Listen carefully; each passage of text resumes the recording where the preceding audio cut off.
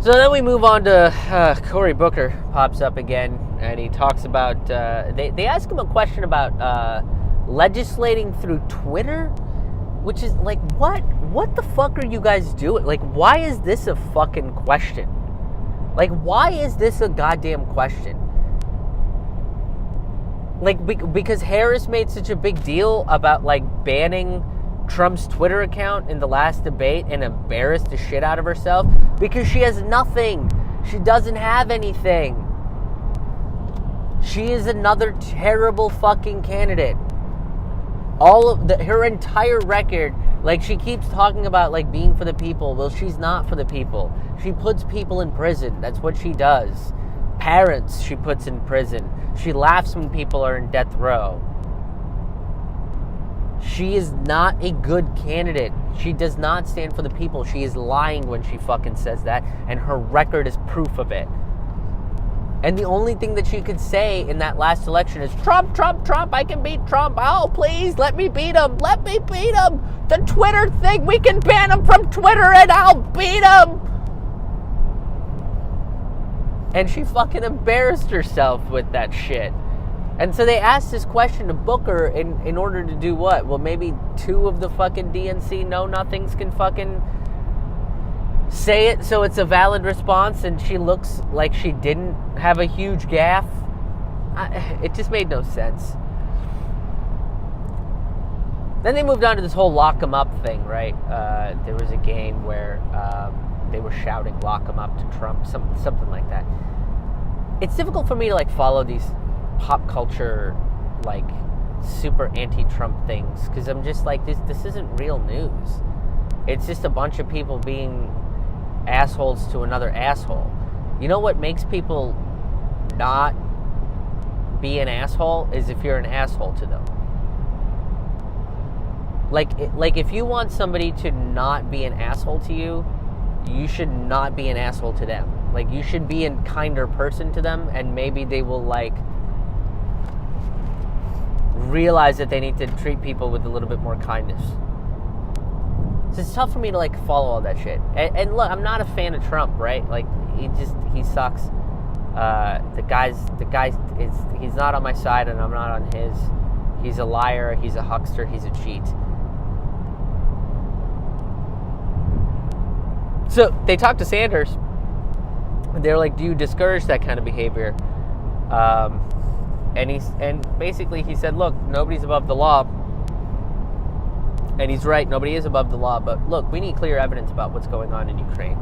Russiagate was false. It was proved by the Mueller report.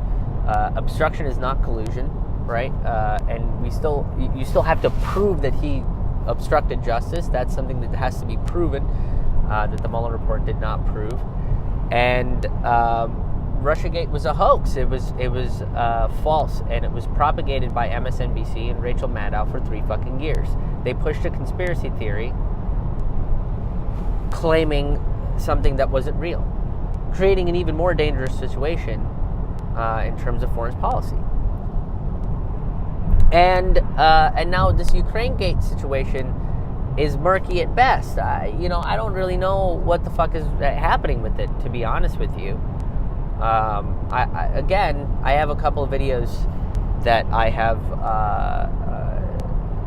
saved up and need to, like, sit down and do research on. And there is a plan for that, but it's murky at best. You need to actually find some real concrete evidence, and the smoking guns they come up with are like broken water pistols.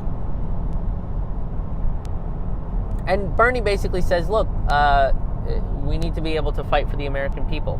We need to look at, we can do both things, right? Like, a duality can exist where we can investigate what is being said about Ukraine and what happened in Ukraine and stuff, but we can also, like, fight for Medicare for all and so on and so forth. And I think he's right.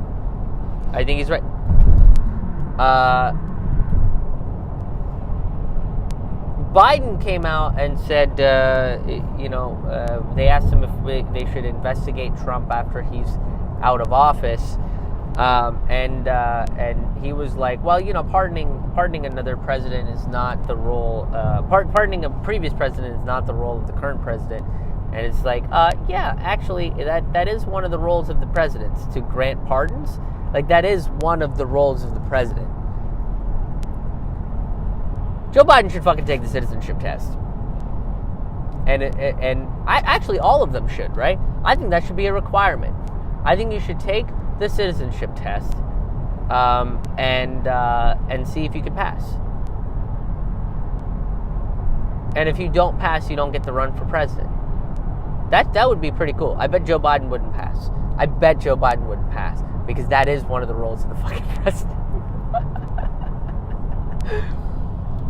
It's like, oh, yeah, you know, the president doesn't pardon shit.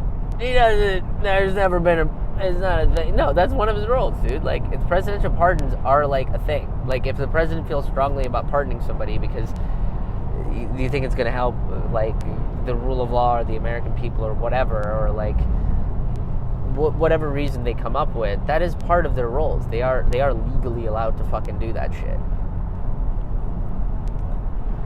But he talks about civility, right? He's like, Joe Biden starts talking about civility, and I was like, this is so fucking weird that it's coming from Joe Biden of all people.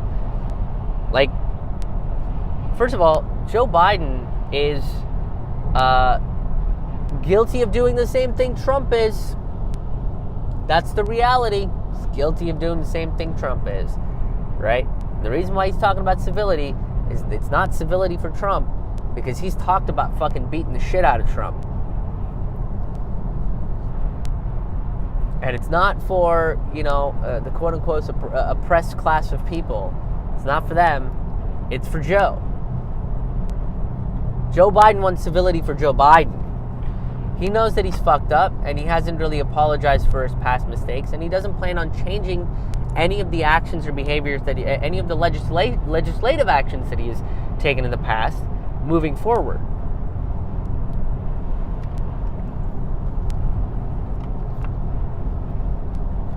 So he just wants people to be civil towards him when he does the same horrific shit that he's been doing for the last 30 years.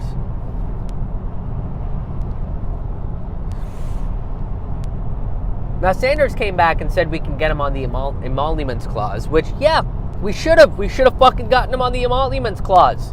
You can totally fucking do that. You wasted 3 years on a conspiracy theory because the Democrats couldn't fucking take responsibility for the fact that they ran the worst fucking candidate and rigged the primary against the real candidate that the American people wanted.